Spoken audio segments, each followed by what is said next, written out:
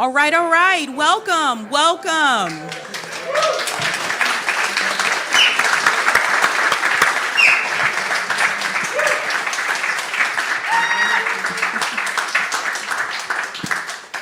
This is the Greater Israel panel. And first and foremost, I want to introduce our panelists. First up, we have Max Blumenthal. He's the founder of the Grayzone.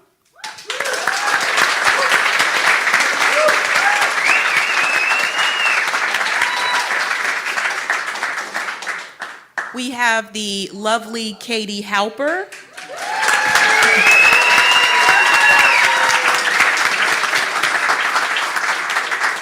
She's the host of the Katie Halper Show and co-host of Useful Idiots. And last but not least, we have Jeremy Loffredo, who is a journalist with the Grayzone.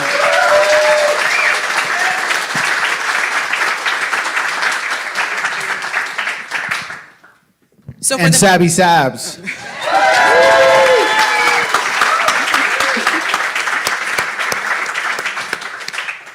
Thank all of you for coming. So for the past 2 years, the world has watched a live-streamed genocide. Corporate media continues to say this all started on October 7th. This erases the displacement of Palestinians, of course, prior to October 7th. We're going to start with Max. Max, what would you say is the best way to debunk this narrative that it all started on October 7th? Well, there's a thing called history that Zionists seem to be allergic to these days.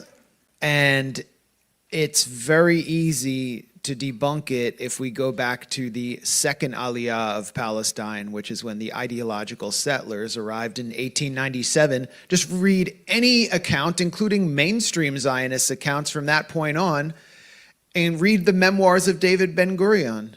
Read the memoirs of Chaim Weizmann.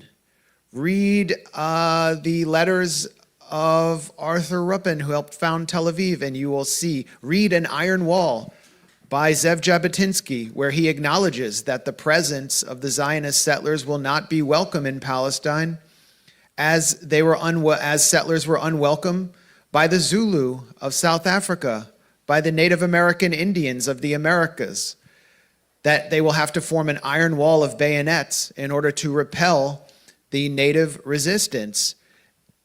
That's what we're saying. We're just from coming at it from a totally different angle. That's why they're committing genocide in Gaza, because the resistance continues where it has been quelled elsewhere or defeated in South Africa, or the settlers have been essentially defeated in South Africa.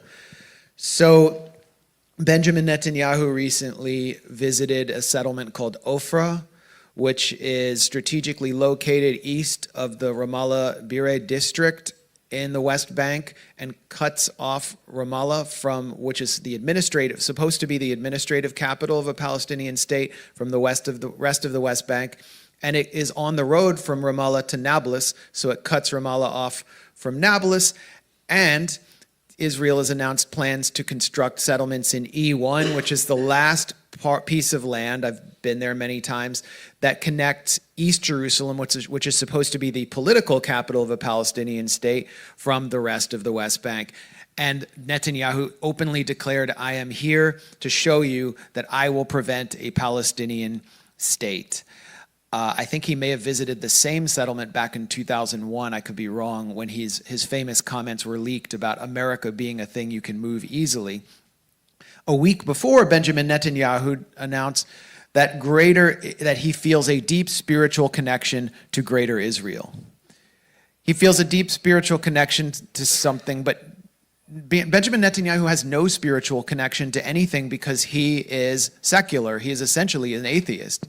But he's just making this appeal to the settlers because they're the linchpin of his coalition. There's no future for him, and really there's no future for the self-proclaimed Jewish state without them. This is something that's always been acknowledged by Israeli leadership. The Labor Party as well. Ehud Barak also said in the 1990s, when he built far more settlements than any other prime minister in Israeli history, including Netanyahu, he said, "I feel a deep spiritual connection to the settlers. 1967, Shimon Peres was sent to Sebastia, where the settlers had taken over this small little outpost, and he was supposed to remove them. He went with the poet of labor Zionism, Natan Alterman, and they were there to convince them to leave. And then they said that when they got there, they were so moved by what they saw that they let them stay. So this is the future. The future of Israel is greater Israel. And if we go back to what is greater Israel? Where does it start and where does it end? Well, if we go back to the original map of what was supposed to be Israel, and I think this was the Jewish National Fund map from 1913, it's between the Nile and the Euphrates. And the Israeli flag, if they really wanted to represent Judaism, would have been a menorah, but they took this other symbol and put it between two lines, one to make it look like tefillin, a talit, which is what, the prayer cloth that we wear, but also, what are the lines? It's the Euphrates and the Nile with this Jewish symbol between it. So greater Israel they have conquered the Sinai, and they were pushed back. They are conquering the Golan all the way up to the suburbs of Damascus right now. There are what are considered holy sites in Jordan. When Anya and I were in Iran, we visited the tomb, the supposed tomb of Sarah bat Asher, the granddaughter of Jacob. They could push that far and claim that this is biblical territory. The Bible is their claim. So greater Israel can extend as far as they can push it with military force, and it's extending into our own society, which is something we'll be talking about. Why was UCLA just defunded? Its Advanced Mathematics Center just lost $500 million because some students made Zionist billionaires angry, made some of Netanyahu's cutouts angry, and they told Trump to cut the funding. So greater Israel is here. And that's why I think this title is really appropriate for this panel. And it puts the history of greater Israel puts the lie to the notion that October 7th came out of this vacuum of anti-Semitism and Jew hatred, and that the genocide that is taking place is a direct and exclusive response to the Al-Aqsa flood attack. October 7th was a volcano of rage erupting against the most direct victims of greater Israel. Speaking of military force, we have seen Israel also brutalize journalists. They have killed a number of journalists in Gaza. And Jeremy Loffredo has direct experience with dealing with the brutality of Israeli soldiers. Jeremy, could you tell everybody about what happened to you when you were arrested in Israel? On October 2nd, Iran fired 200 ballistic missiles into Israel, Operation True Promise 2, I believe it was, and I covered where the missiles had fallen, and I went to Nevatim Air Base in the Negev Desert, and I spoke to some Bedouin communities who heard and saw and felt these missiles around them because they are near Nevatim Air Base, and that was the target.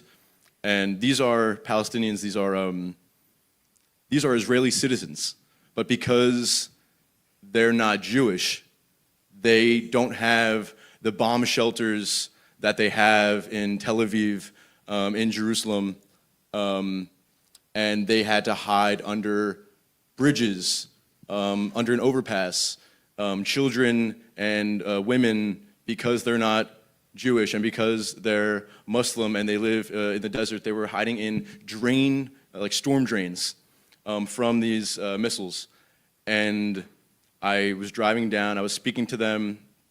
I noticed that I could not, if I wanted to document any actual damage of Israeli military infrastructure, I would have to be inside I would have to go in this airbase. It's a 0% chance. So I don't go in the airbase. I just talk to the people who heard it, who saw them, document what happened with them, and then I went back up north towards Tel Aviv, and I found a crater about 1,000 feet from the Mossad headquarters, and I just documented. I just pointed my camera around, showed how close it was to the Mossad headquarters, showed the destruction, also kind of pushed back on the lie that there were no missile impact sites in metropolitan areas. The Iron Dome worked, perfectly, et cetera, et cetera. So between the impacts in the Negev desert and then also the impact in Tel Aviv, we at the Grayzone published a report showing these things. And a few days later, I was driving through the West Bank on my way up to the Jenin refugee camp, which was in the middle of a 10-day complete siege where they shut off the water. They weren't allowing food in or out. They weren't letting people leave their houses. And so I was on my way north to Jenin, and I got to a military checkpoint outside of Nablus, and they took my passport. They took I was with a few other journalists, and they pulled us to get out of the car. They shackled us, handcuffed us, blindfolded us, and put us in the back of a IDF Humvee, and drove us to some compound back towards Jerusalem. This is actually The Russian compound. Was it? not yet. Okay. It was like this was holding, and they. It's actually it's E1, like that's where this is. And when this military police compound headquarters was built in like 2008, settlers in the West Bank actually went there and celebrated the construction of this place, of this police headquarters, because they saw that this was the beginning of what's happening now. This is the beginning of cutting off East Jerusalem from Ramallah and the West Bank, and so they all celebrated the construction of it. But it's shrouded in secrecy. There's only like 3 photos on the internet that exist of it. We were all in holding. They let everyone else go, and then I was in a holding cell, and through the wall in this police headquarters, I'm hearing my own voice. They're watching my report. So like I'm like thinking like, okay, they're like really looking into me. They're finding things, et cetera, et cetera. Finally, after hours and hours, maybe it's 1 a.m., they tell me I can speak to a lawyer. I answer the phone. She says, "Mr. Loffredo, what did you do? They're accusing you of giving information to the enemy during wartime." And I said, "What? What are you talking about?" She speaks broken English too, so this is a really poor way to communicate. She says, "Is the officer in the room with you?" I said, "No." She said, "This is what's going to happen. They're going to bring you to prison now, and I'll see you tomorrow in court, probably." And at this point, one of the intelligence officers has his hand on the phone, as if to say, like, if you don't stop this conversation, I'm going to hang up. So that was what I was afforded in terms of legal assistance before I was even, I wasn't charged with anything yet. They just suspect something of me, and I'm not even allowed to really talk to a lawyer without being overseen by some intelligence agent. They reshackle me, they rehandcuff me, they put me in an unmarked cop car, leave the West Bank, go to the Russian compound in Jerusalem, which is a pretty infamous prison for security detainees, almost entirely Palestinian, of course. And I was, they gave me these little, like, feminine pink rubber sandals. They took my boots, and they threw me in this little cell with no windows, concrete. It was, it was solitary confinement. That's exactly what it was. And every maybe 30 minutes, you have Israeli guards peeking through, laughing at me, maybe even just to see, like, why is there a white American in here? This is so strange. And then the next 4 days, I was in and out of court maybe once a day, then brought back to my solitary confinement cell. And they were charging me with giving information to the enemy during wartime, which carries a penalty of 25 years to the death penalty. So like I'm thinking, even if they go really light on me, 10 years in prison is like, that's insane. And I didn't do anything. I did nothing wrong. I am an American journalist, and my own government isn't helping me at all. The US Embassy sent one person to one of my court hearings and said, listen, I'm not here to help you, I'm just here to observe. So they're doing literally nothing for me.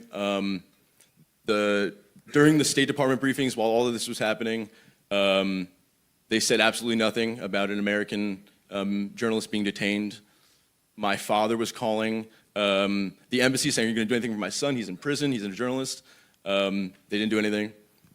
And finally, one of the nights I was in there, they take me out of my cell after subjecting me to 3 hours at least of the screams of one of the other detainees, yelling, crying, Israeli Hebrew demands like to the detainee right in the cell next to me. And as soon as it's done, plainclothes police officers come to get me and bring me out to the West Bank at like maybe 10 p.m. to interrogate me. I get there, and I'm thinking, like, where are we going? How long am I going to be there? Do I get to go back? Because at this point, I'd rather be in my cell. And they asked me questions, you know, do you love Israel? Now you will. Yeah. They asked me if I'm familiar with the importance of a government military censorship office. And I say, you know, I am, you know, I'm not trying to poke or like cause problems here, but I am saying like, truly, yes, I did go to school, I had professors, but no, in America we have, you know, something called the First Amendment. And we don't have like a true formal military censor where every journalist needs to go through in order to get their stuff published on the internet. It just doesn't, that's not something I am familiar with. And they're asking me questions, they're playing semantics with me. So you did know we have a military censor? Yeah, I knew, but I didn't know this. And like, so they're trying to catch me in a lie. And eventually the judge in one of my court hearings says, what is the information you have? Like what against him, like, warrants him staying in prison while we figure out if he's guilty or not? Like, what is it? And they told the judge that it's secret. And this is like the prosecutor are just intelligence agents. Like that, there's no, that's, the police are arguing against me in court.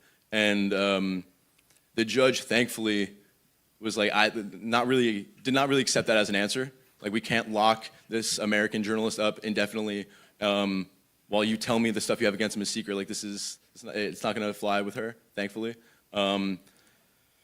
They let me out, but they still took my passport, my computer, my phone, and they said, you can leave under the condition that you come back to this compound in the West Bank for interrogations whenever we say. I didn't really have a choice. I said, of course, and they took my shackles off. It was wonderful. And over the next 10 days, I'd go to the West Bank for interrogation 3 or 4 times. I think it was 4 times. Some of the interrogations lasted 8 or 9 hours. And it's just they're asking the same questions over again. They're trying to catch me up in a lie. They want them to be this long. They'll take a hour-long lunch break, leave me in the room alone, and then come back and start again. The last day, they asked me a few questions, and finally it seemed like they're not gonna get anything out of me. I'm just like, there's nothing. I'm worried when they have my phone and my laptop because I know there's nothing actually illegal in there, no terrorist material, but like, what are they going to, consider terrorist material? I have been sending, money every now and then via PayPal to people in Gaza. So like, are they gonna look at that and say, this guy's a terrorist, you're sending money to terrorists? Maybe some memes or photos on my phone, they would consider that, illegal. I don't know, it's just, I know there's nothing wrong, but you don't know what they consider wrong. And then finally, they called my lawyer and they said, tell Mr. Loffredo to book a flight and then send us the information. And I booked a flight, the fastest I've ever booked a flight. I booked a flight, and they just went incommunicado. They never answered, even till now. They've never answered. They call it, my lawyer calls it kind of an informal deportation. They don't want to face the political repercussions of actually deporting an American journalist. So they just like quietly tell the lawyer to tell him to leave the country. You know, if he knows what's best, he'll leave. And they're leaving my case open as a way to dissuade me from returning. So like if I go to Ben Gurion right now, I have an open, you know, aiding the enemy during wartime case investigation into me, and I would be, you know, detained immediately. And that's essentially, in short, how I was treated by the Israeli military and the Israeli state as an American journalist. I was paying for, you know, I was paying for my shackles. I was paying for the, you know, the blindfold. They were making fun of me endlessly, dragging me around like a dog around the prison, I was not on all fours, but I was like dragged by my shackles or by my handcuffs, pulled. I had to keep up with, like, I can't walk any stairs, I can't walk quickly. It was really, really dehumanizing and an experience where I learned a lot about how they think of Americans who don't support Israel.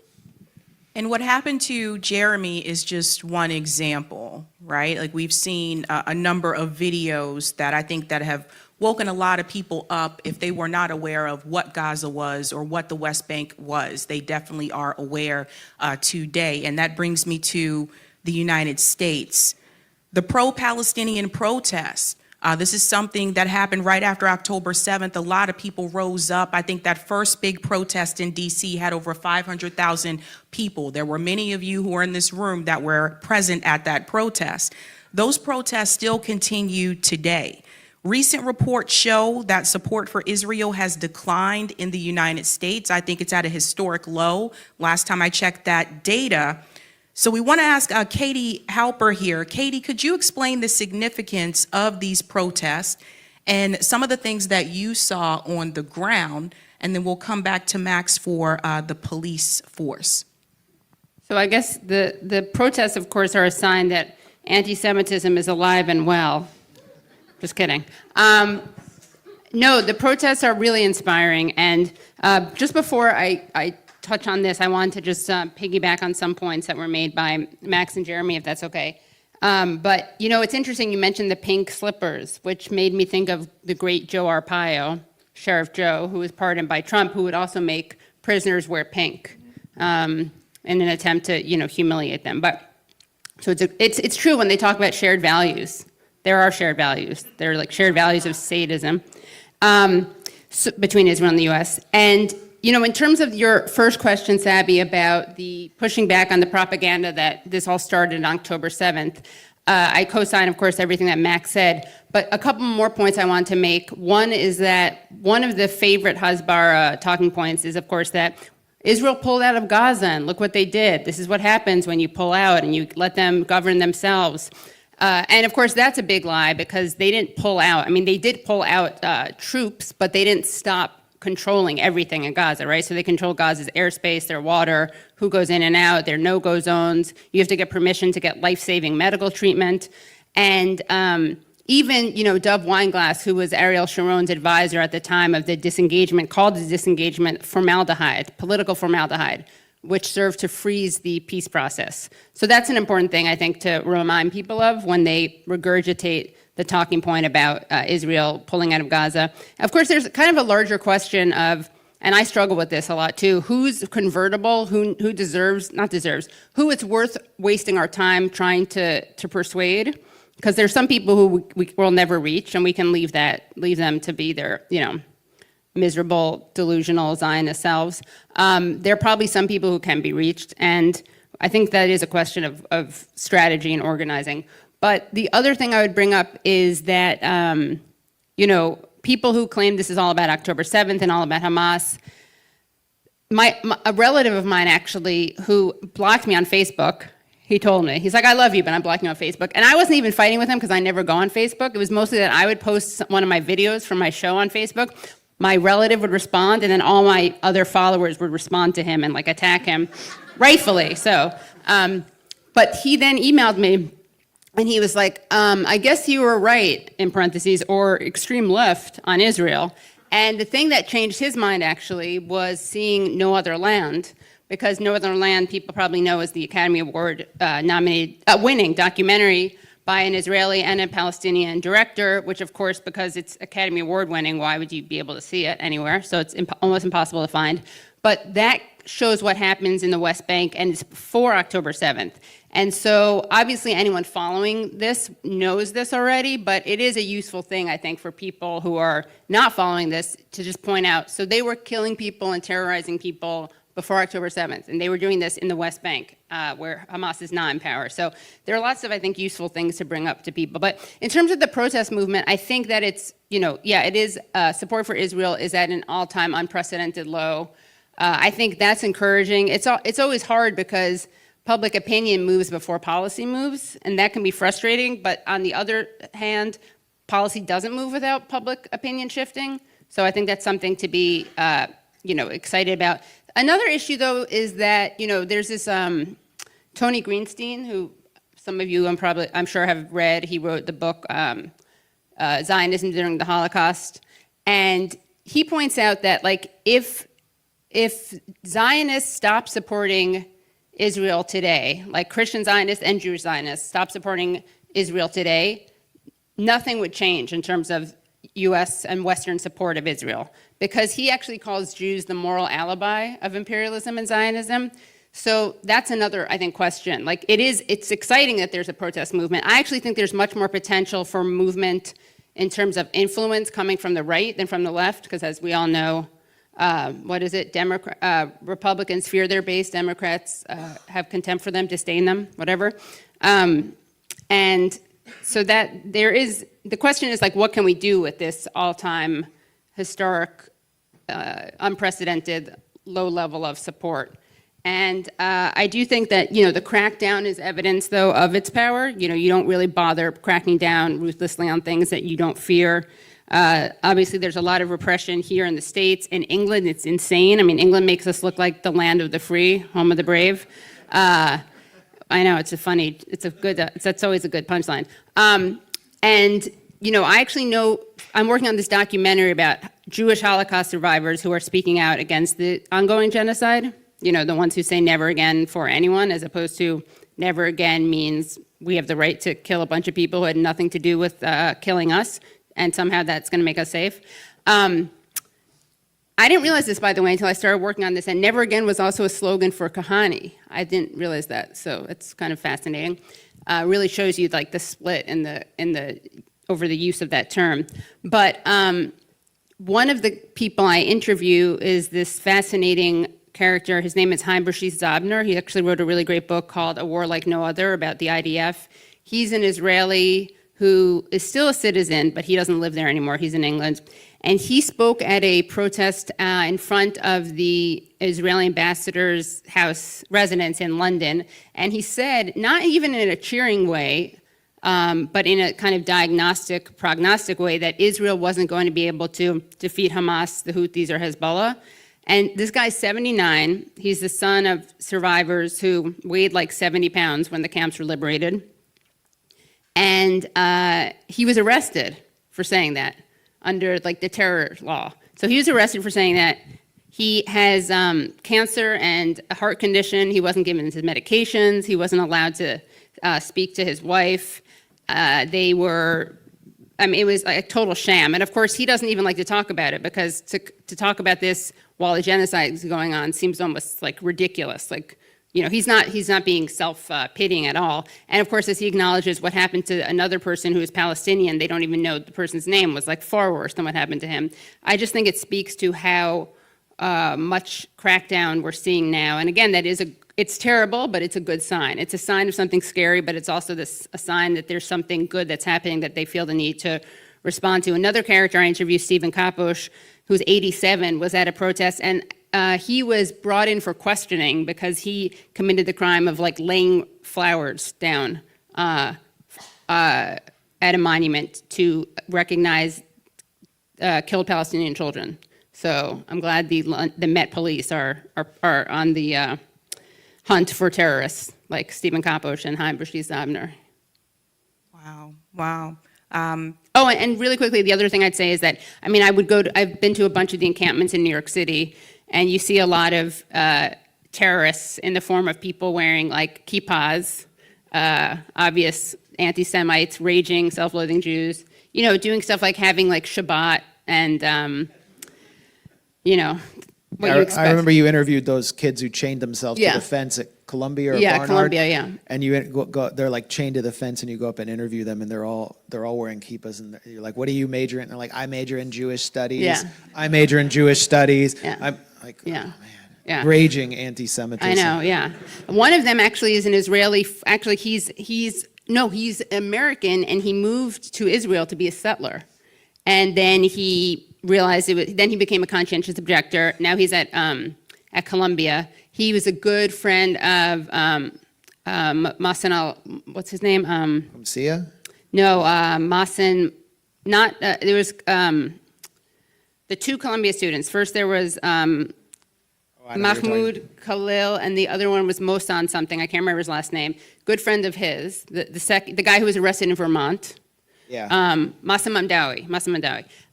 And he's amazing. I mean, his story is incredible because he's now, of course, a major advocate for ceasefire, and he went from being a settler to someone who sees Israel as a fascist state. So, but yeah, those are the kinds of goons you have to look out for. And I brought my dog too, so you know it's safe if I brought Bucky. I think what's interesting is some of us have heard this type of criticism that why should I concern myself with global affairs when we have issues here in the United States? But I think that when we think about what happened to Jeremy and we think about the pro-Palestinian protests, that brings me to the police state. And Max, I want you to give some insight here in reference to what's happening in D.C. or what happened in D.C. recently with the police state and where that really comes from. Well, it comes from the crisis we've been talking about. It's a result of the drop in public opinion, and it's gonna be exposed and be forced into our faces more and more in the coming months and years, where more and more of the public would like to see a poll. I think it may have been a YouGov or a Pew poll showed a majority of Americans want Benjamin Netanyahu to be arrested when he comes here next. And they didn't poll anyone on concrete shoes or other options, but I bet those numbers would have been pretty high. Those of you from Chicago know what I'm talking about. Yeah, Brooklyn too, okay. Or what happened to Alan Dershowitz's first wife. Look that up. There is a poll showing that the percentage of Democrats or self-identified progressives under 35 who support Israel, it's almost zero. It's almost like in the margin of error. Like none of them support Israel. If they were a young Democrat who really supports Israel and its current incarnation and what it's doing in Gaza, they have gone over to the Republican Party because that's their main issue. And so the crisis is brewing in the Democratic Party. There's a DNC meeting coming up where there is a resolution on the table being supported by many, many delegates to block weapons to Israel. And Ken Martin, the DNC chair, is trying to replace it with some hollow, empty Biden language about like pining for the children of Gaza while doing absolutely nothing and supporting a two-state solution. So that crisis will erupt at the DNC. Like we're going to see that. We're going to see that in congressional races. Democrats are going to get primaried. Hopefully there's a primary for Richie Torres and someone is running against him independently up in the Bronx. I think he's going to be the next he's going to be a victim of his own hubris and being willing to go out in freezing cold weather in his underwear and eat mofongo if AIPAC asks him to. He will literally do anything for AIPAC and he's going to pay the price. So, but... Mofongo, gefilte fish mofongo. Yeah, kosher mofongo. But For the most part, we are under occupation, a kind of occupation, and a political occupation, and we are mostly powerless to do anything about it. And more and more people are burning with rage about the final solution they're witnessing in Gaza. I meet so many normal people who are asking me what they can do. Like my normie friends who I went to college with, who have would see the Grayzone as anathema, are asking me how can we get aid in? What can we do? It's become a thing. Who knows? They might even have a We Are the World fake Bob Geldof concert, but there won't be any of the talent from the 80s. It's going to be what do we have now? I don't even know what contemporary music is because I'm not a masochist, but Bad Bunny. Los niños necesitan comer. Basically, we're powerless. And so the more that we exert force to change the situation, the more we're going to see the nails, the Freddy Krueger-like nails of the state, which has been heavily infiltrated by the Zionist movement, come out. And we did see that, as Sabby alluded, on the streets of D.C., where a truck displaying protected speech, a billboard, you see this all over D.C. Basically, there's these guys who run these businesses where they own these billboard trucks, and they rent them out to any political campaign. It'll be Stop Resolution C4, and no one even knows what it is. But this truck said, feed the children of Gaza. Israel is starving Gaza. The driver was arrested.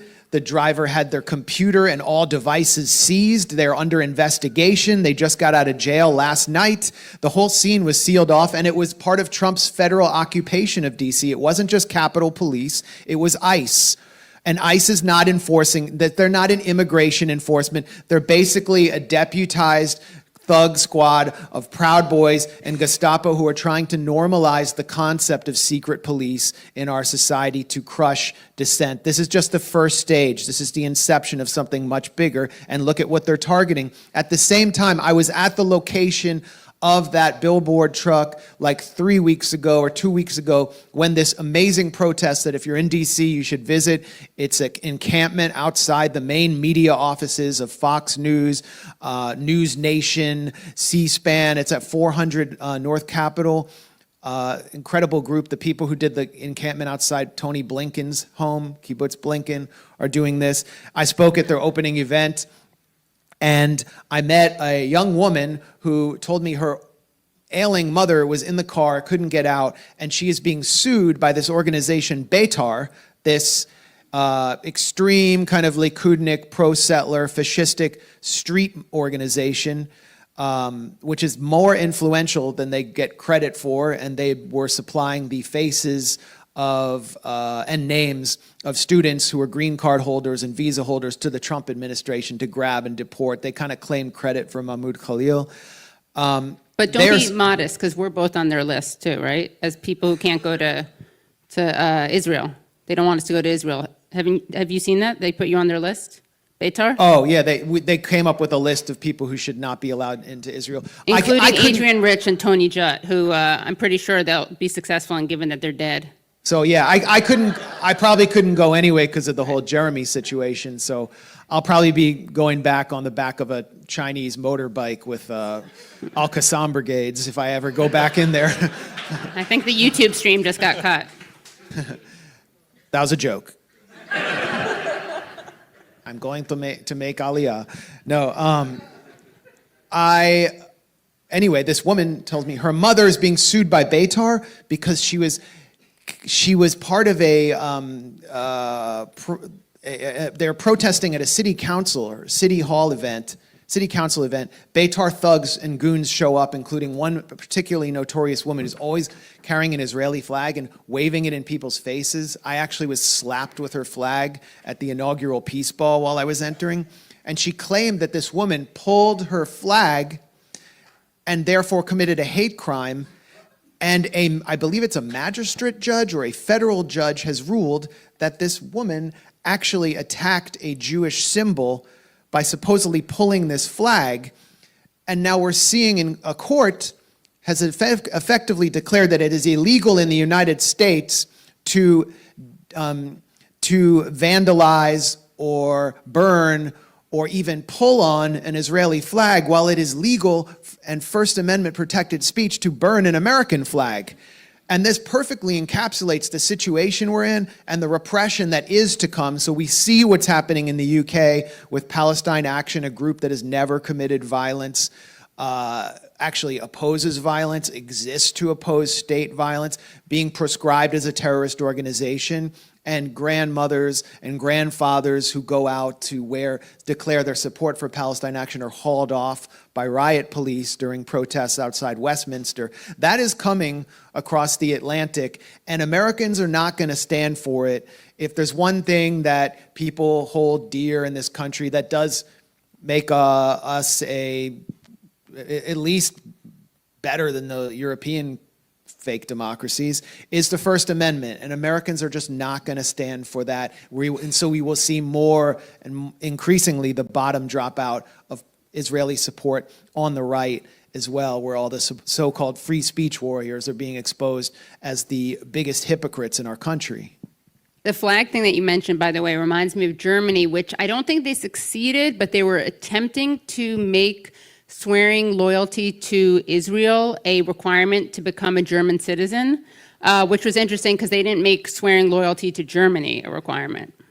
Well, and Germany's biggest media conglomerate, which does all of the pro-Israel propaganda, they own Bild and all the tabloids, Axel Springer Group, they make their employees sign an oath of loyalty to the special relationship with Israel and the transatlantic relationship with the U.S., which is code for bomb Russia, and accept that the Nord Stream pipeline will be bombed by Ukraine or Jake Sullivan or whoever.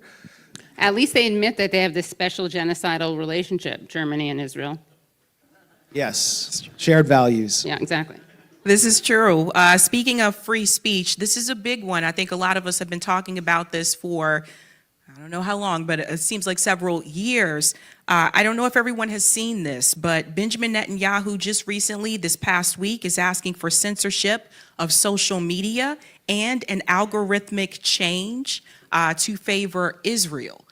So again, Israel's having a lot of control here over U.S. politics, but he made that request publicly, and he said it in English, which from what I understand means he was speaking directly to us. I want to start to Jeremy here, and then we'll go to Katie. Jeremy, as an investigative journalist, how do you feel about the censorship? Does that make you any, somewhat worrisome when you're reporting on certain issues, in particular about Israel? I just want to talk real quick, piggyback on what's happening in D.C. Trump just said that he's going to review the visas of 55 million visas or something like that. And in the language, at the very end, it's like, we're going to check, visa status, did you overstay your visa? Did you do X, Y, or Z? Have you ever provided any vocal or any support for terrorism? And so it's like, it kind of stuck that in the end, but like, we all know what that means. That means, what are you saying about Israel? So it's, the MAGA people think that they're getting these mass deportations, but then you look at the fine print and they're really looking for critics of Israel. And I feel like that's exactly also what ICE is doing in DC, because they're supposed to be looking for, illegal immigrants, they're looking for all these things, and they're arresting the driver of a Palestinian protest vehicle. That has nothing to do with what we were told it was about. But in terms of censorship, Julian Assange has this quote where he talks about it. I'm going to butcher it, but he essentially says, censorship is cause for celebration because it shows that the power structure is so weak that they have to think about, they have to care about what people say and think. That like just the fragile, the thoughts or the tweets or this, that, and the other, it could affect their hold on power. So like when we see the censorship regime is so crazy right now, it does, like, of course it's unsettling, but at the same time, it just shows that they know they're losing their grip on the argument. And I mean, and even more so, this isn't in America, but like in Gaza, I mean, when you have 200 and something journalists murdered, that's a form of censorship. That's, censorship enforced by, rocket fire. So, and they know that, those journalists are, they're reporting what's going on in Gaza, and if, the West or whoever sees their reporting, they're going to be exposed and they're going to lose their grip on power. So censorship is just a cause for celebration insofar as it's proof that they really, what we're saying and what we're thinking, really, it does affect them. Right. I think it's important for people to understand as well is that when it comes to the censorship, in particular about Israel, there are journalists and commentators that lost their jobs because they told the truth about what Israel was doing, and they weren't willing to capitulate to the corporate media narrative at that point in time. And one of them was Katie Halper. And Katie, I'd like for you to tell everybody about what happened to you at Rising. Yeah, so I mean, I should say I was really, really, really like lucky and privileged compared to others who have lost their jobs because I had other shows that I was hosting, so it didn't like ruin my livelihood. So sorry to everyone who sent me all that money thinking it did. I'm just kidding, I didn't get any money. Hi, Putin, or Qatar.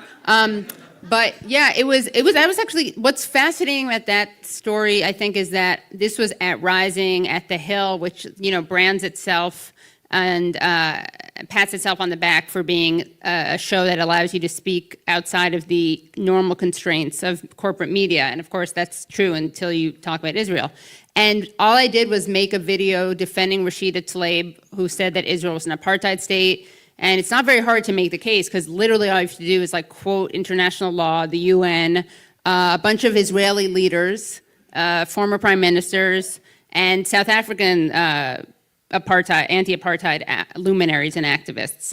So I did that. I did a monologue based on that. They shot it, they recorded it, and then I got a call that the higher-ups didn't want to run it. And I was like, oh, okay, that's interesting. And in fact, I did get a little hint because after I recorded it, Robbie Soave came in, they like called him in to say like, oh, and by the way, AIPAC and Israel say like they had to provide, they don't usually do that, provide like a counter to someone's monologue, but I guess they were trying to cover their bases, and then that wasn't base covering enough, cover their asses really, and that wasn't ass covering enough, so they just pulled it. And then I pushed back.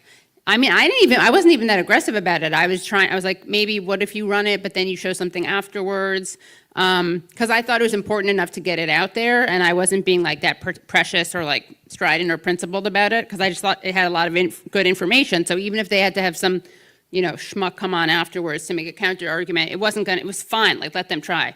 And then they were like, oh, well, we don't always take pitches. We pass on pitches all the time. But like, this isn't a pitch process. You literally write a monologue, they put it into the teleprompter, errors and all, and then you read it and they release it. Like, that's the process there. So I was like, okay. And then I got an email telling me I no longer had to come back. I was no longer needed, which was nice of them. And they wished me best. That was so nice. I felt really seen by that. But, well, and what was funny is that like, so I was a regular unpaid weekly guest for like 2 years. And then I was an occasional guest anchor, and I was going to become a regular anchor, and that is paid. But I thought it was interesting that they couldn't even tolerate me as an unpaid like person there. Like, we will not accept your free labor anymore. That's how toxic it was to say that it was an apartheid state. And of course, Brianna Joy Gray was in this awkward position because she was there, and she very bravely defended me and basically called them liars. She did a monologue because she was a regular host there. And I know she was conflicted, and she said she was conflicted. I'm not like violating her trust. She said this publicly. She was conflicted about staying. And she said, the Hill is saying that this was a stylistic choice. Like, no one believed that for a second. I think like my biggest haters were like, come on, you can do better, Hill. And then she said she would talk about Israel. And of course, what happens is that she wound up getting fired a couple years later. But the cool thing is that I do want to thank Democracy Now! Because when they reported on Brianna Joy Gray's firing, they said this comes 2 years after Katie Halper was fired. And they showed my Twitter picture, and my Twitter picture has me, now it has me and my new dog Bucky, but at that point it had me and my parents' dog Bodhi. So Amy Goodman like cuts to a photo of me carrying my parents' adorable dog. So thanks to The Hill, indirectly, they made Bodhi a star. And I just have to give a shout out to Lizette and Turan who are here, and they are dog sitting Bucky, and they know about Bucky because I talk about Bucky on my show. I just have to bring in, for all the dog lovers, it's great, this is a Greater Israel / Greater Dog panel. But again, it's such a low price though compared to people who lose their livelihood. The price I paid was so low, and it's also, it's not even, doesn't even deserve to be in the same sentence as what happens to journalists in Gaza or in Palestine, ranging from, Anas al-Sharif to Shireen Abu Akleh. And of course, it's useful to bring those examples up as proof that Israel is not, shocker of all shocks, the only democracy in the Middle East. They do not have the most moral army in the world. And what's fascinating is, what's that woman's name? Biana Goldrina or something? She's on CNN. Yeah, Biana, yeah. She's like, talks about the rape hoax all the time. Somehow. She just dropped a new children's book. Have you seen that? No. Oh, this is wild. Okay. We should have it here on First of all, stage. she's married to Peter Orszag, who is like the guy who wrecked the economy under Obama, Oh, nice. or one of them. And she is a CNN anchor who just released a book called, like, it's something about like teaching children to be brave to stand up to anti-Semitism. And it's blurbed by the president of Israel, Isaac Oh my Herzog, God. who has said that there are no civilians in Gaza. Exactly. There is no distinction. It's being promoted by Jonathan Greenblatt, Israel's chief censor in the United States. Disgusting. And guess who else blurbed it? Tony Blinken. No, but close. Jake Tapper. Of course. Did But, Dan Bash also? can you imagine like a Muslim in the media, like, Oh my God. just doing anything like that and not losing their job? Yes, right, exactly, totally, yeah. Yeah, right, how to teach your kids to stand up to Islamophobia or anti-Palestinian racism, they'd be fired in a second. But she Blurbed had, by someone who called for like the killing of Jews. Like that's what Isaac. right, yeah. Right, that is a better And by the way, that's a better parallel. this is what they're kind of doing now as children are being slaughtered in droves and starved to death. This is what they're doing, is whining about the most privileged people some of the most privileged people who've ever existed in history, Jewish Americans, and what they have to endure in their private schools. I mean, that's what they're doing. They're so delusional. It's so discrediting. And they need to be like just called out to their faces for being such entitled, delusional, genocidal fuckfaces. You're being too kind, Max. No, but so Biana was a big mass rape hoax cheerleader, so always talked about the rape being used as a weapon by Hamas. And what's so fascinating about these people is it would be one thing if they talked about that, but then also talked about the documented on video rapes of Palestinian hostages. But they don't. So it's not even like they fell for a hoax and they at least care about sexual violence. Even when it happens to Palestinians, they are not falling for a hoax. They're perpetuating a lie knowingly, and then they're choosing to ignore documented rapes that the Israeli media covers. I mean, Video. Yes, documented rapes on video.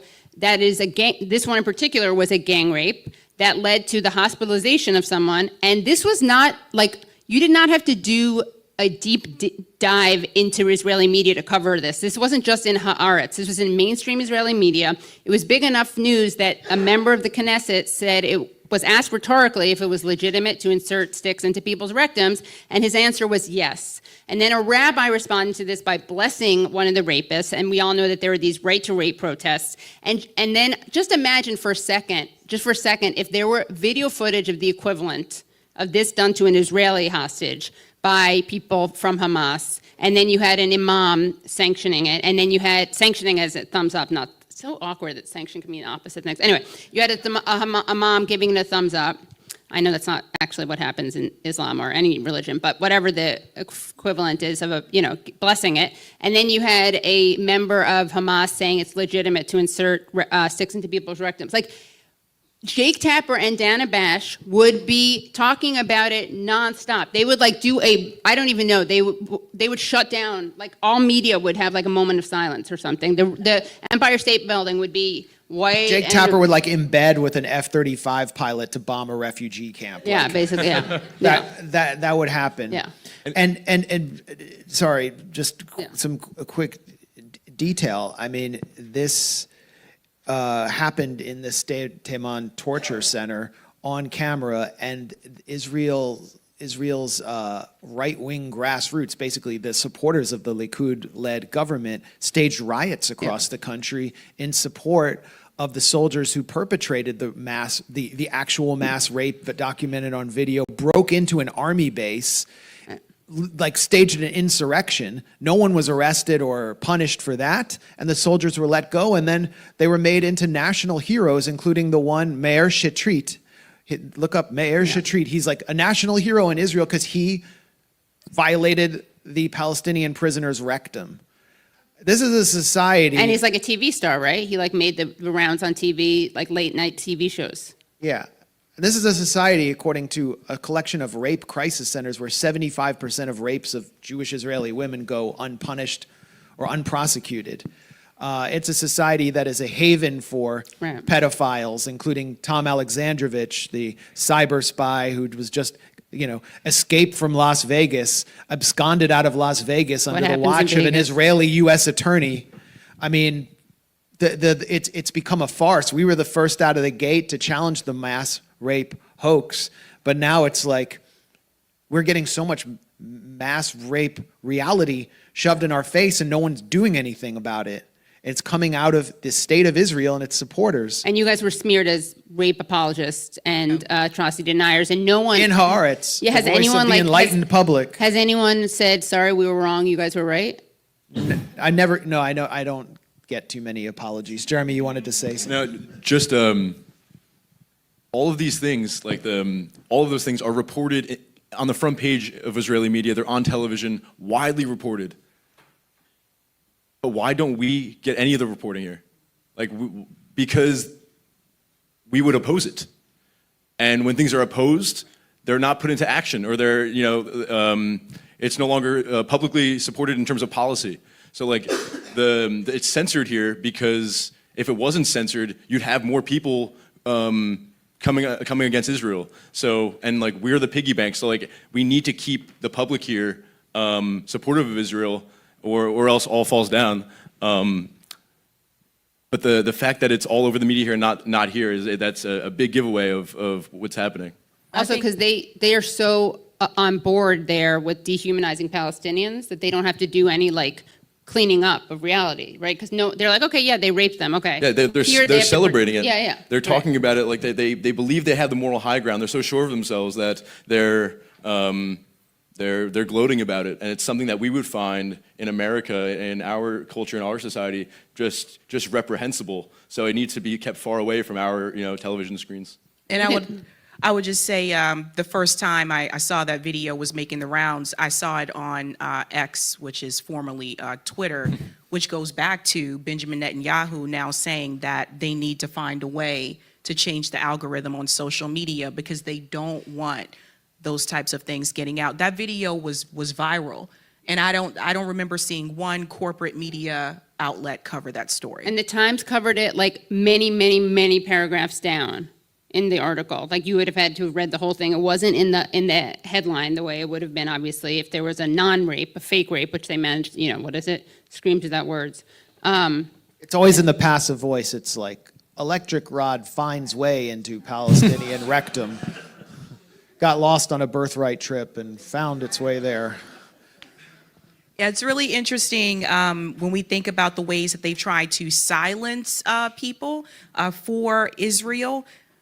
When we think about anti-Semitism and anti-Zionism, this is another thing that I've noticed where there have been attempts, not just by corporate media, but also by Congress, to pass legislation to conflate the two. And I think it's important for the panel to explain to everybody the difference between anti-Semitism and anti-Zionism so that these words are not merged together. I also want to add that I think it is very important that we do acknowledge there are people who are pushing back on Benjamin Netanyahu and they say it's just the government. And I don't think it's just the government. I continue to say it's the society. And I worry when I do see politicians that are saying this now today, that it's just Benjamin Netanyahu. If we remove him, everything will change. I don't believe that. I think it's embedded in the culture in Israel, and I think that you have to get to the root of that cause. But if the panel could discuss a little bit about the difference between anti-Semitism and anti-Zionism, we'll go to Max. Yeah, I think we've been very successful in the independent media in forcing the conversation on genocide, on this being an actual genocide, what Israel is doing in Gaza, and generating a lot of momentum that then translated into the human rights in NGO industrial complex that has been mostly interested in official, genocides by official enemies, in which, like, mysteriously very few to no people die, actually acknowledging this is a genocide. And then it moves into mainstream media with the New York Times finally acknowledging genocide, at least on its op-ed pages. And we've been very good at, since we understand the reality on the ground, at forcing the more mainstream institutional forces to adopt language that is proportionate to the crime. And I think what we need to do next is force a very public discussion on Zionism, on what Zionism is and why it is the heart of the problem. Peter Beinart had some book called The Crisis of Zionism. The crisis is Zionism. And Peter Beinart, a few years later, recognized that, under a lot of pressure from our side. So what is Zionism? I mean, Zionism is falsely... It's Jewish self-determination. Right. It's just... The Muslims have like 32 states. Why can't we have a state of our own? It's just right. We'll just get a state. Everybody gets a state. Hey, there's a Zoroastrian state. Everybody just gets a country, and it can be built on top of other people, and they can be forcibly displaced and genocided so that we can have it because, I don't know, we suffered something in the past. Zionism is just, it is the messianic secular movement that has essentially more or less replaced Judaism in the West, leading to anti-Semitism, which believes that I and Katie and, I don't know, is your mother Jewish? Pizza bagel. Yeah. And your mother's Jewish. We have more right anywhere between the Mediterranean Sea and the River Jordan than a Palestinian who has had family living there since the time of the disciples, or a Samaritan in Nablus, for example. And that's all it is. That's all it is. And it's justified by people who don't believe in God, but believe God gave them the land. And if you challenge that, they'll bring up... That's what they mean when they're like, it's complicated, it's complex. If you challenge that, they'll bring up the Holocaust. That's it. There's no legal justification for it in international law. There has never been a UN resolution that supported the reality of a Jewish state. They point to Resolution 181, which the UN, which was fundamentally a corrupt institution at that point, in which they supposedly established a state of Israel, but the state of Israel was not established as a Jewish state under Resolution 181. A Jewish state must maintain a majority of Jews within its borders. First of all, Israel has no internationally recognized borders. But at that point in 1948, Resolution 181 set aside territory for Israel that would not have had a majority of Jews. There still would have been about 50% Palestinian, 48, 50%. So if they wanted to be a democracy, one person, one vote, they might have elected a Palestinian prime minister, which is why by May of 1948, the Zionist militias, the Haganah and the Stern Gang and the rest of them, Lehi, had already ethnically cleansed 200 Palestinian villages before Israel declared its so-called independence. Why? Because they had to invalidate Resolution 181 to make sure that they controlled, that within the territory they controlled, they had a majority of Jews. And that meant ethnic cleansing, and they created Gaza as it is today, as the cradle of resistance, by pushing the refugees from Jaffa through the Negev all the way down. I mean, some of them took boats to Lebanon. They were literally thrown into the sea, and they were forced into Gaza for about 2 years. Many Palestinians were forced into, from Deir Askalun in the south, into a concentration camp surrounded by barbed wire, and then they were taken in trucks to Gaza. So that's what Gaza is. That's what Zionism is. That's why Zionism is the heart of the problem. And now let's just flash forward to current reality, political reality, stuff that pundits, Thomas Friedman readers can understand. You have some animal analogies? And they have no answer for this. Jewish liberals who read Thomas Friedman have no answer for this. Look at the polls in Israel, not just the polls of the majority of Israelis, including those who say they're center-left, who support the genocide in Gaza, but who are the most popular politicians in Israel? Beyond Benjamin Netanyahu, all the way down into the single digits, it's genocidal maniacs who lust for the blood of Palestinians. Avigdor Lieberman is one of the top opponents to Benjamin Netanyahu. He's polling close to 20%. He's called for beheading Palestinian legislators in the Knesset with axes. He has passed legislation calling for loyalty oaths to the state of Israel. He believes Netanyahu hasn't been genocidal enough in Gaza. Then there's Naftali Bennett, who also comes out of Likud, who represents the settlers, who said, I've killed many Arabs in my life, and that is not a bad thing. Then you have Benny Gantz, the former chief of staff of the Israeli military, who oversaw the slaughter in Gaza in 2014, which I personally witnessed. It was a pilot program for this. He campaigned as part of the blue and white opposition party that the Thomas Friedman liberals loved, with an ad showing the ruins of Shujaiya east of Gaza City and declaring Gantz is hard, like Gantz is tough. And he killed 2,300 terrorists. Most of the people were civilians. That was his campaign ad, okay? That's everyone beyond Netanyahu is genocidal. There is no alternative to genocidal Zionism in Israel today. And what we're gonna see if there's a pause or some kind of letting off of steam and the Israeli army stops what is about, if somehow the final solution that it's planning to destroy Gaza City and all the populated areas, I can get into the details of that. It will be the crime of the century.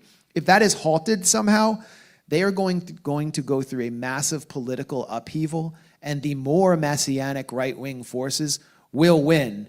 And there's just gonna, it's the reality in Israel that's causing the bottom to fall out in support of Israel in the U.S. and creating this massive crisis within Jewish communal life where they just refuse to come up with the answers that we already had at a young age, because once they do so, secular, liberal, older boomer Jews who still believe kind of in Israel, they lose their identity. It just starts falling away in their hands. Then they're just like white people in America who's like have some Yiddish words that they know. And Abyssal. And so what will they do? We have to force that. We have to force that debate. We have to force that contradiction out, and we have to force a public discussion in mainstream institutions on Zionism being a racist crime against humanity. Also, I wanted to, can I ask Jeremy something? Go ahead. So I have a lot to say, but I actually think that a really important thing for you to talk about that relates to the question of this being just a Netanyahu issue is what you heard and saw on the ground from people who were not Netanyahu and were, well, you can tell them what they were doing vis-a-vis aid, because I think this is really incredible to share. Sure. So, first, 1 second, lots of people in Israel, like what Max was saying, they don't think Netanyahu is hardline enough. They attack him from the right. They think that he bends a knee to the international community too often. That's how a lot of people in Israel view him. And even people who in New York City, you meet people, they're in art school, they have piercings, they paint, they want affordable housing, they want free health care. You have that same type of person in Tel Aviv or in Jerusalem, but when it comes to the Palestinian question, they're entirely on board with Netanyahu and Ben-Gvir and Smotrich, especially after October 7th. But when I was in Israel last year, I was at the Karim Shalom and Nitzana border crossings, and they were settlers, they were civilians in Israel, they were reservists, and they were blocking humanitarian aid from getting into Gaza. And this was before not allowing aid in was policy in Israel. So Trailblazers of yeah, genocide. they needed like a proxy to stop aid from going in, and that's when they allowed these Israelis to block the aid, and then kind of the government could doesn't have any responsibility. And I was speaking to them, and they're blocking rice flour as if it's a truck full of RPGs. And I'm talking to them. They're casually saying, and just like how they're celebrating, raping prisoners, how they are defending raping prisoners, and this is all over the media, and they do it proudly. The same thing, like I put a camera in their face and I'm talking to them, and they have this moral high ground of, no, we don't want them to eat. No, we think they should. We think they could starve to death and pay for what they did to us on October 7th. And they bring their kids with them. And they bring their kids, and Beautiful. they bring popcorn machines. They bring balls, soccer Moon balls. bounce. Didn't they have a moon bounce? Yeah, they had a bouncy castle, and they essentially have a little fair and a barbecue on the other side of the Gaza wall. And because of their presence there, the Israeli military said this is now we have to close the aid crossing because this is having all these civilians here is a security risk. So they allow the civilians to come there, and then they use their presence as justification to not allow aid in.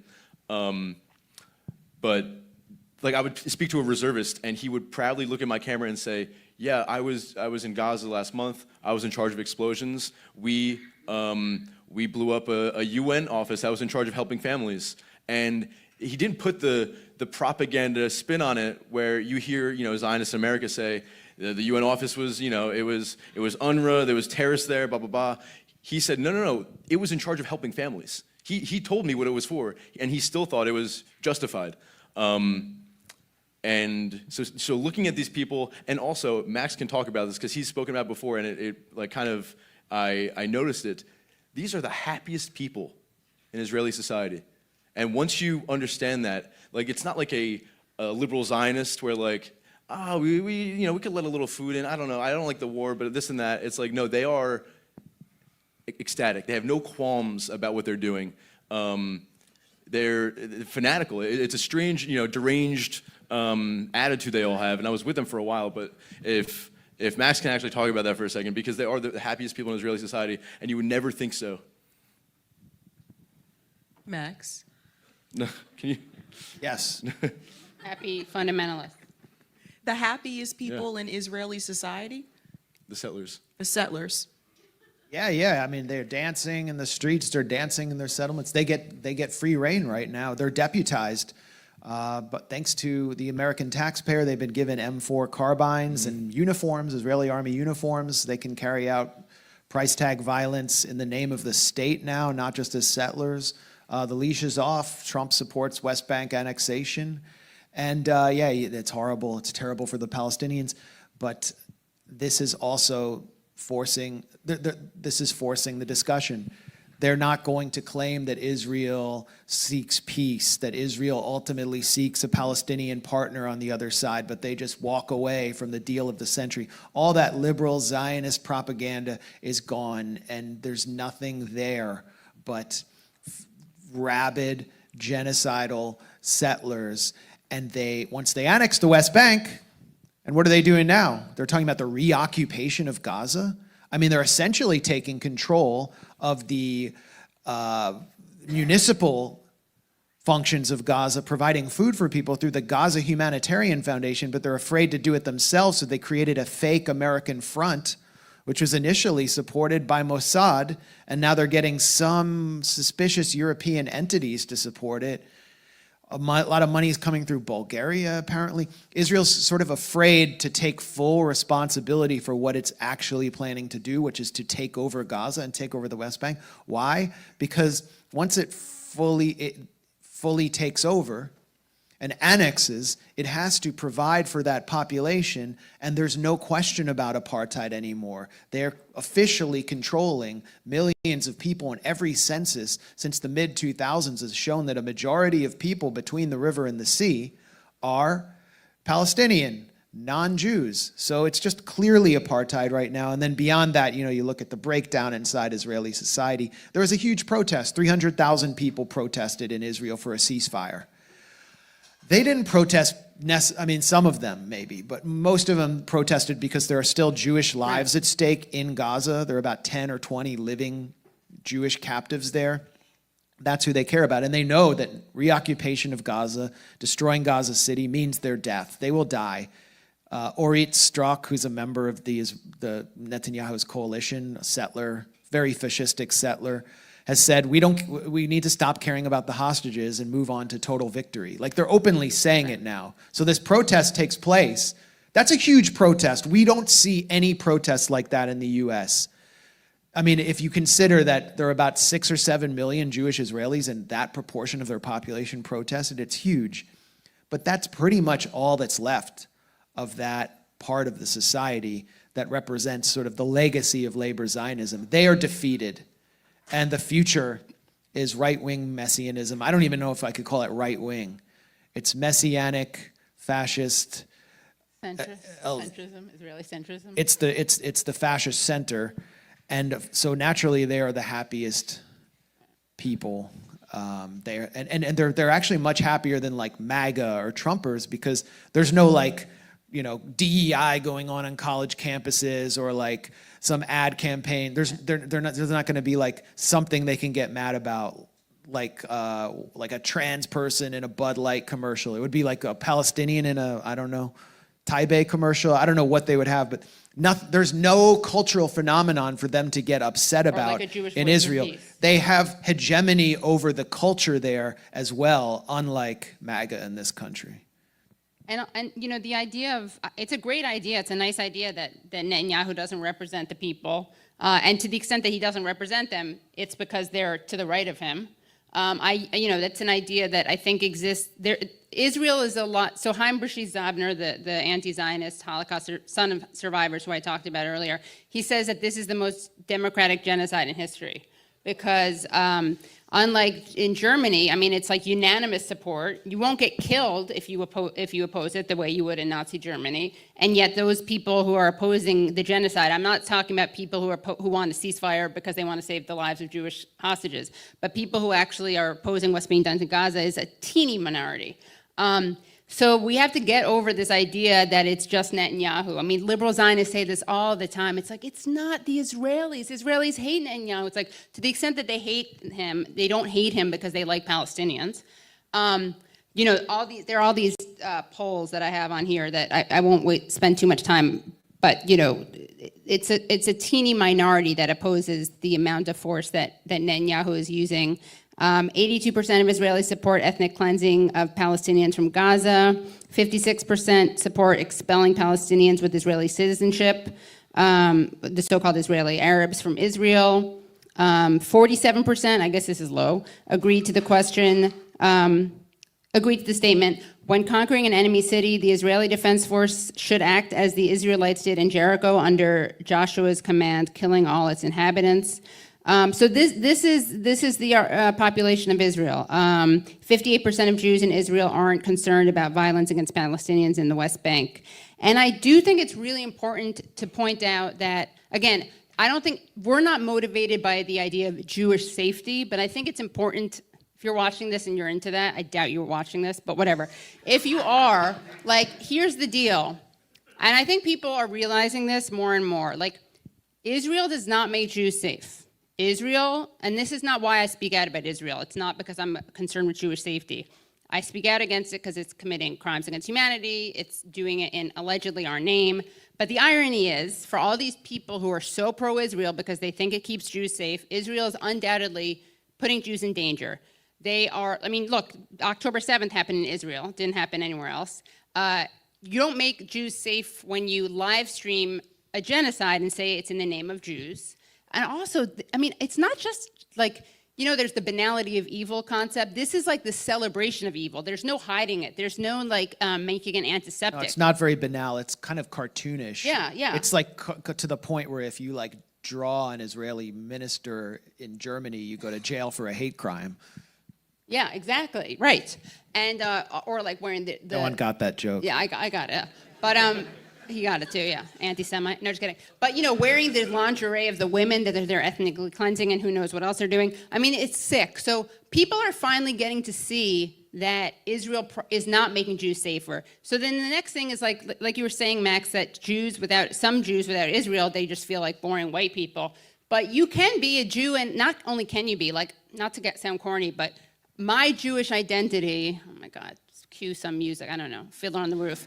My Jewish identity is very much grounded in being an anti-Zionist. Like there is that whole Jewish tradition that got wiped out for various reasons, but there is a way, you don't have to stop being Jewish because you're anti-Zionist. I would argue like that is the way to be Jewish.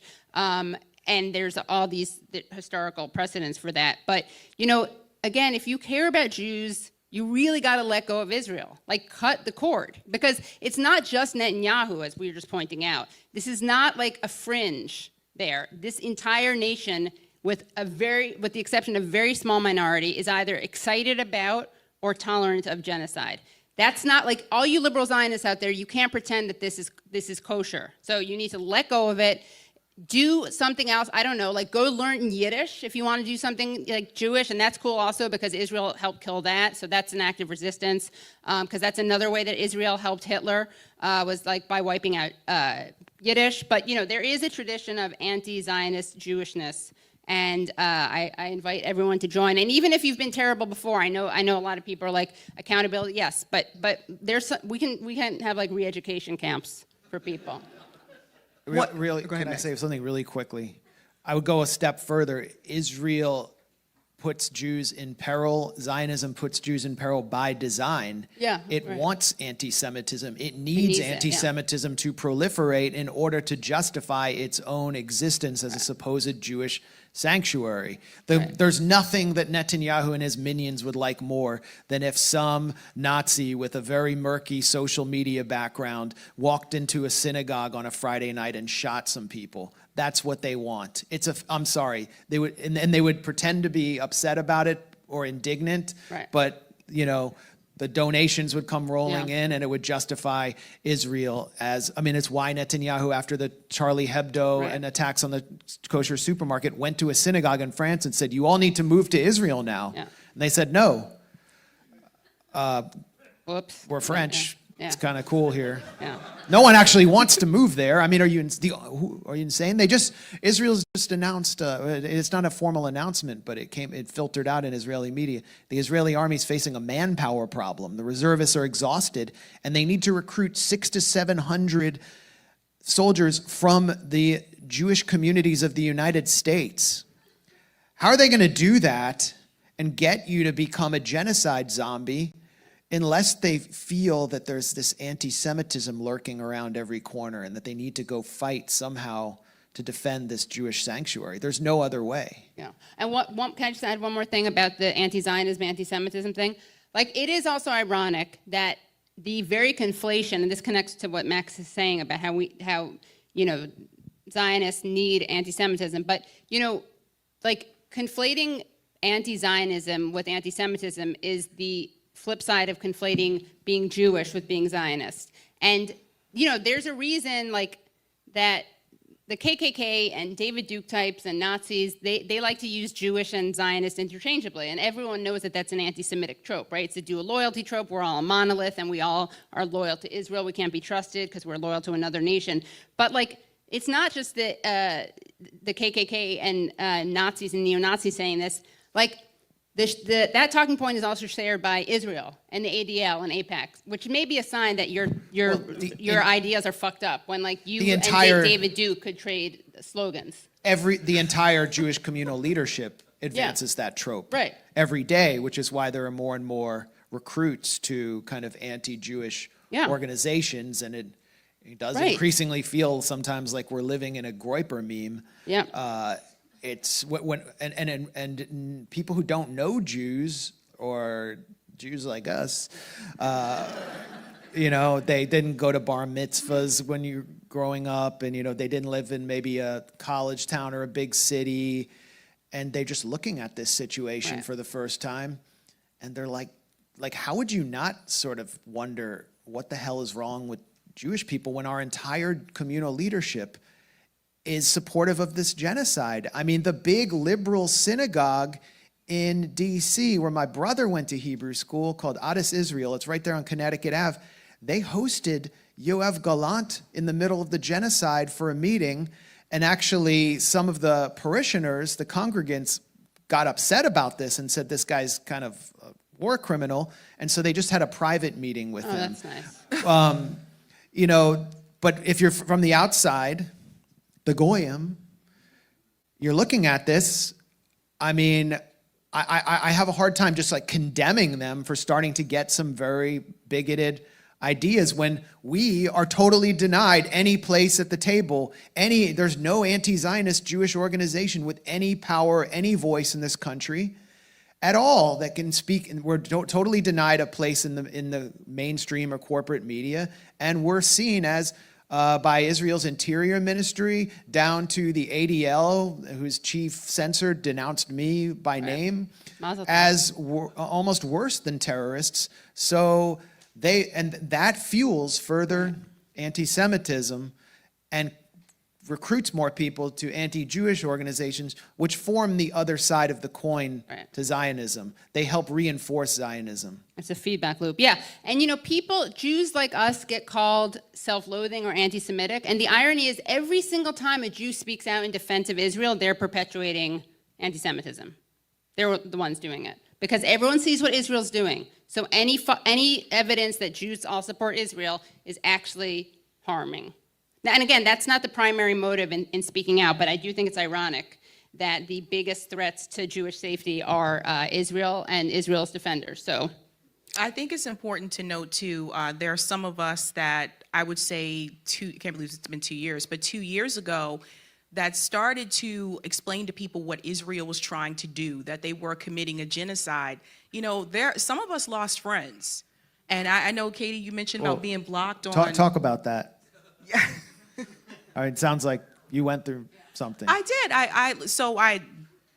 One of my close friends that I've been friends with for over 10 years, after I said Israel was committing a genocide, decided, I'm not going to be friends with you anymore. Just like that. Jewish person? No. Oh, thank God. That makes me feel so much better. Yeah.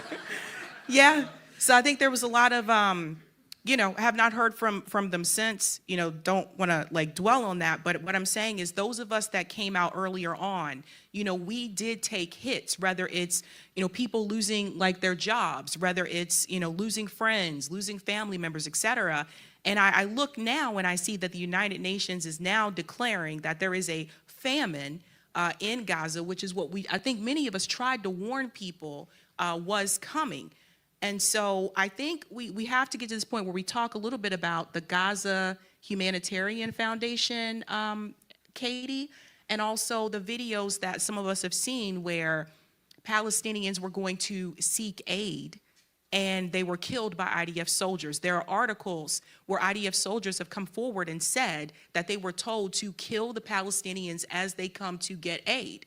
And I feel like more people should be covering this. This should be all over corporate media, but it's not getting that type of coverage. And now we have famine in Gaza. Katie. Yeah, and also I just want to give you a shout out because it's also harder when you're not Jewish. It's one thing to be called a self-loathing Jew or an anti-Semite, but it's even, I think, harder when you're not Jewish to be called that. So, Well, the Israel lobby has historically destroyed any black public figure who spoke out on this because of the threat they pose. Because once you mobilize the black political establishment, which is just has their own experience with oppression, it's gonna lead to serious problems for the Israel lobby and within the Democratic Party as well. That's why they buy figures like Wesley Bell and Cory Booker and so on. and displace people like Cori Bush. What did they spend, $12 million on her? So Yeah, I mean, so Max and I have both interviewed Anthony Aguilar. I don't know, have you had him on? And have you had Anthony Not Aguilar? yet. Okay, we'll connect you. We'll You'll like, yeah, work on that. Yeah, we'll do that. And he, of course, is the Green Beret who was one of the whistleblowers. I think the only whistleblower so far to come forward within, like, not anonymously. And he witnessed the killing of people at the Gaza Humanitarian Foundation. Aaron Mate calls it, I think, the Gaza Holocaust Foundation, which is probably one of the most, and this says a lot, but it's probably one of the most disgusting things that we've seen so far, because they've basically replaced actual food aid. They got rid of UNRWA, and they have reduced the number of food distribution sites from 400 to 4.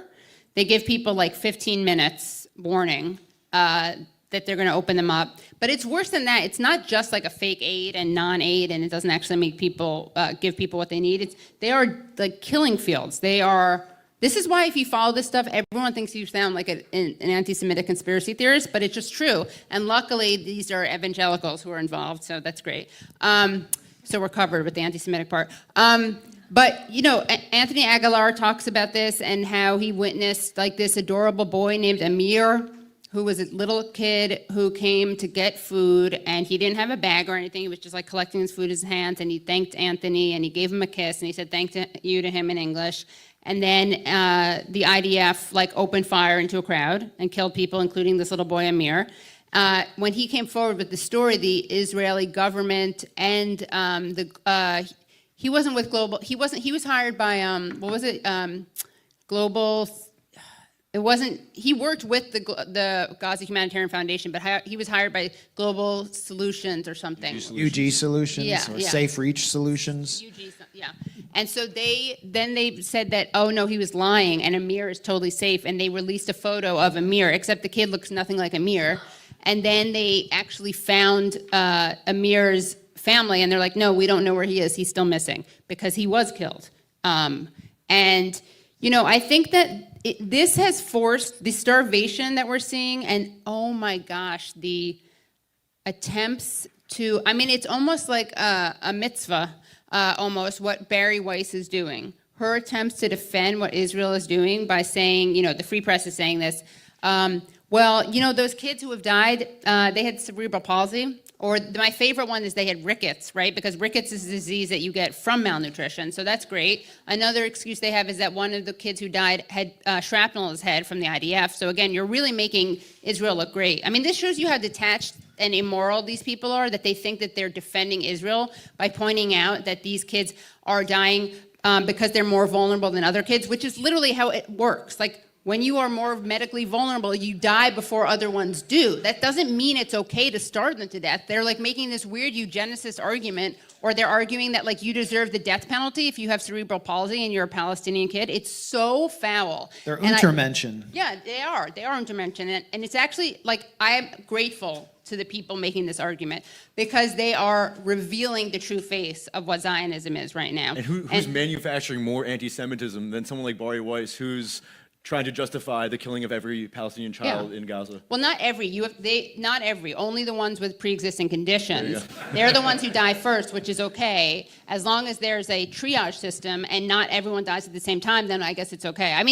These are such morally bankrupt, foul ghouls, and I think though that people are. Israel has not been able to portray this as a but Hamas, but October 7th response. The starvation thing, they just haven't been able to package it that way, which is why we're finally seeing people say, no, okay, this isn't cool. Because they just can't package it as a security issue. I feel like U.S. politicians, they're willing to talk about the starvation a little more than they're willing to talk about the bombs and the killing fields, because they're not directly responsible for allowing aid in, but they are signing all the legislation that's sending the bombs. So they'll talk about, Netanyahu should open up the aid crossing. He should, allow food in, but they won't talk about the constant, unrelenting bombing because the bombs were sent by them. So I feel like they feel a little less responsible for the food aid. And I'll say I was in Jordan a couple months ago, and I went to a couple of the UNRWA warehouses that have all of the food that was supposed to go to Gaza if there wasn't a complete siege, and they're building warehouses to hold more food. They have too much food to even hold, and there was so much propaganda that was manufactured to connect UNRWA to the people who carried out October 7th, and that was all intentional because now you have like food that's good, that's healthy. All these boxes are made by nutritional experts. They know what these people need, and they bring it to the spots that the people are. And when the ceasefire happened, like UNRWA, the first ceasefire, UNRWA sprung into action. They were bringing food into Gaza. Like people were eating, and the ceasefire in like most recently they couldn't bring anything, and instead they had like an Israeli Mossad U.S. funded mercenary group say here's some food and then shoot people, and like it started with the propaganda for UNRWA. Right, and it's also, I mean, one last thing. You understand why the IHRA put so much effort into saying that it's anti-Semitic to compare contemporary Israel policies with the Nazis? Because it's such a natural comparison to make. I'm sorry, it is. Like, that's why they had to make it a really anti-Semitic trope, because what are they doing? They are pretending that they're providing aid, which first made me think of like, here, Jews, why don't you take a shower? But actually, we're gonna kill you in gas chambers. Then Gabor Mate made the comparison that, like, during the Holocaust, they would lure people from the ghettos onto the trains with the promises of food. That's what we're seeing with these people doing now. It's hard, and a lot of people I've interviewed have said that historically they like never felt comfortable. And again, it's not apples and apples; it's not a one-to-one comparison. But they've historically felt uncomfortable making kind of any comparisons between Nazism and what Israel's doing, and that they're no longer able to not do that. I interviewed this guy Daniel Levy, who's like was an Israeli negotiator at Oslo, and he says it's so verboten, like it's so, you cannot ever do that, but it's like they're daring us to do it with their policies, with their starvation policies. And then the people like Barry Weiss et al. Who are whitewashing it are just like the people who are denying starvation in the Warsaw Ghetto or in the concentration camps. We're being told we have 5 minutes, so let's do some questions. I can't refer to it as genocide. I can't say genocide here because I'm gonna implicate many of my friends in the Democratic Party who sent the bombs. I can't do it. I voted for the aid supplemental, so I'm not going to be able to say genocide, but you can say genocide. That's your burning? Let's take 2 questions at once. That's not a good burning, come There's on. a mic. Yeah, bring the mic. If Did you go see, up, he was good with Dana Bash. can you like Yeah. call people? Dana Bash was Sure. like, does Because I Hamas have any feel so culpability bad in this? selecting No. them. Okay. You selected. with the mic, come on down, and let's go to. Maybe take 2 at once. Yeah. Okay, let's go to you, and let's go to the woman in the back with the green and gray sweater. Is this like a ringer? She came out of nowhere. Oh, okay. Hi. Yeah. So first of all, thanks for everything that you guys do. I came in a little late, so maybe you guys already kind of talked about this or touched on it, and I feel maybe you were with the Barry Weiss comment. But I feel that I've been noticing a bit of a shift in the kind of Israeli Western media propaganda strategy or PR strategy lately. Like you have like Benjamin Netanyahu going on like English language speaking podcasts and talking about like his McDonald's order and stuff like that. And I feel like it kind of speaks to like a certain desperation that they're encountering just in terms of laundering their actions in the Western media. And I was wondering if you've noticed that yourselves over the last couple of years or recently. Let's take one more with that, and let's get someone who is on time. Actually, no. Can we get it? That's Caucasian. The gentleman over there in the white collar shirt with his hand raised. How you choose people. Super personal question, but may have some resonance. So my dad died, 35 years ago, and my mom likes it when I go to the synagogue, to the cemetery with her. They have Jewish services there, And the rabbi, it's a pretty liberal, pretty progressive congregation. My family is definitely not pro-Israel, but he always gives a little prayer for the Israeli occupying forces. What should I do? My mom likes to have me there. I feel really uncomfortable hearing that crap. But on the other hand, speaking out against it, I don't know. What do you guys think in a situation like that? Can I quickly? Yeah, I mean, I that's the problem with going to shul.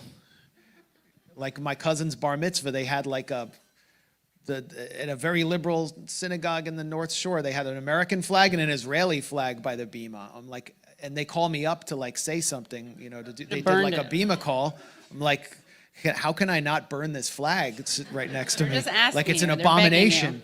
It's a shanda not to. And they actually said a prayer for the soldiers of Israel. Like it's Yeah, they should, because they're going to hell. True. I mean, you know, and so it's very hard for me to find one that I can go to. I mean, and then also a lot of the liberal ones are cartoonishly woke. Like there's Temple Micah in DC that had a huge sign in front that said, abortion is a Jewish value. And I'm like, I'm pro-choice, but that's like, are you trying to make people hate us even more? Taste X. Yeah. Oh man, this is rich. But so, yeah, I mean, it's Jewish institutional life is just controlled by its under Zionist occupation, and many Jews feel left out. And like, there's been attempts to try to find like alternatives. I have trouble going to the like alternative Passovers because like it doesn't start for an hour until after everyone says their pronoun.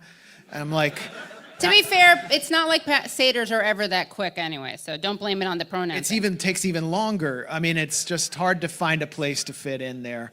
But you got to send your kids to kindergarten. on the question of the woman in the back, I mean, Netanyahu, the reason he called for changing the algorithm and demanding all these changes in social media is the old formula that the Israel lobby had for suppressing the narrative or managing the narrative doesn't work anymore because corporations are not, corporate media is not where it's at anymore. It's in podcasts, it's grassroots, it's atomized, it's on social media, and so they've lost control of the narrative, and the popular people are podcasters. That's why the Foreign Ministry of Israel's invested $150 million into paying influencers. They're taking all these podcasters, like the degenerate Destiny Bonnell, to Israel. And Mr. Borelli. Yeah. Mr. Benelli. I mean, they're just like trying to take over the podcast, and they're failing. And Netanyahu was denounced by his hosts on that podcast as well. They said like he was like, I guess it turns out we didn't know who he was, but it turns out he's like Hitler. Like that's not a good post like wrap up interview to have. Honest. So that's why that's happening. And just back to your question, you have to confront that, Rabbi. I mean, our role as Jewish anti-Zionists is to confront within Jewish life and also to get into Jewish institutions if we haven't been exposed already, and expose, and not just Jewish institutions like the ADL or the Israel lobby, but to use our privilege to expose them, or like what me and Jeremy did in Israel, going and using our privilege to get in there and do journalism exposing the blockage of aid convoys, or what I did back when I was producing my book, Goliath. So we have a special privilege and a special obligation, and we should use it. And it's a tough obligation, but I think now, like, look at what's happening. Like it's now or never. All right, let's go ahead and grab two more questions really quickly. Last questions. Yes. Gentleman here in the red sweater in the front, and gentleman there in the gray T-shirt. One question, sorry. Oh, one. We already had a sorry. question from the front. Right where the guy with the hand, right? Yeah, give him that mic. We got to get out of here. Sorry, man. Sorry. Tell me if my facts are correct and if I am grasping at straws or if this is a potential real reason for hope. I was wondering about the time and if there would be any opportunity really here. And I looked at the ANC and the IRA. The ANC was formed in 1912. It was legalized in 1990. That was 78 years later. The IRA was formed in 1921. The Good Friday Agreement in 1998 was 77 years later.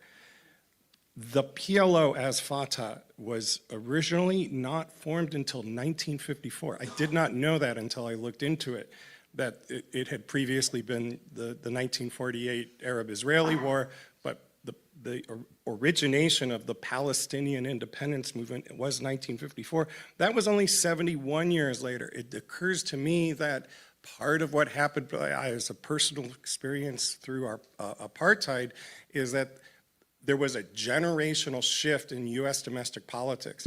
I think that also applied to the Good Friday agreements. In both cases, domestic politics of Africans and of Irish, and similarly here now of Jews.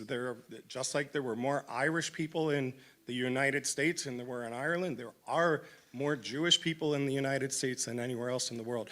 Do I have these facts correct? But and is it a reason for hope? Except it would be the Palestinians for that parallel to work is the problem. Right? Sure. But Well, sure.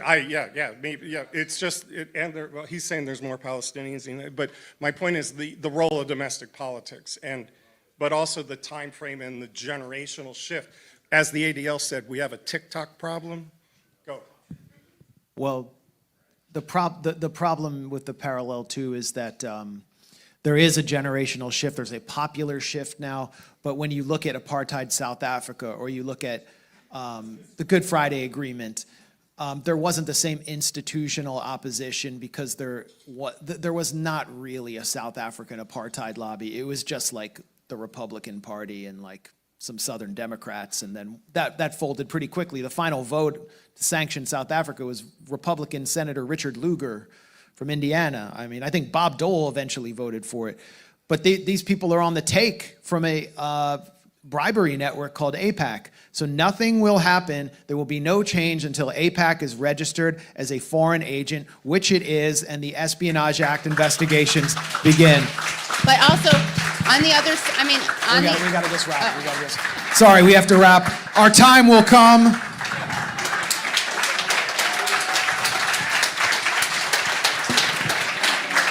Yes. And please stay with us. We're going to keep the live stream rolling. We got Judge Napolitano hosting an incredible panel. We got CP in the house, that stands for Christian Parenti. And yeah. Guy named Aramate. Ate is supposedly in the building. Yes, he is. He's been cited. Thank you to Katie Halper and Jeremy Loffredo.